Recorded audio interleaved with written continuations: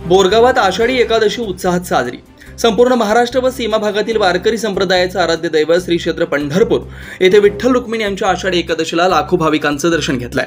आषाढी वारीला म्हणजे एकादशीला वारकऱ्यांच्या जीवनात अनन्यसाधारण महत्त्व आहे। काल देशात आषाढी एकादशी मोठ्या उत्साहात साजरी झाली।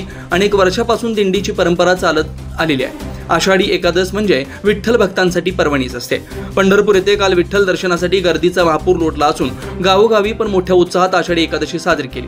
त्या अनुषंगानं बोरगाव येथील अरिहंत रूरल डेव्हलपमेंट संचलित अरिहंत शाळा व विद्यासागर शाळेच्या विद्यार्थ्यांनी विठ्ठल रुक्मिणीची पालखी खांद्यावर घेत भगव्या पताका वारकरी पेहराव परिधान करून विठू नामाचा जय जयघोष करीत गावातून बोरगाव सर्कल, जय शिवराय कट्टा, गांधी चौक, मडीबाळ गल्ली, हॉटेल खूट, माळी गल्ली, बुधवार पेठ, चावडी व अरिहंत बँक या मार्गाने शाळकरी दिंडीच्या जय जय घोषणा करत गावातून प्रमुख मार्गावरून मिरवणूक काढण्यात आली।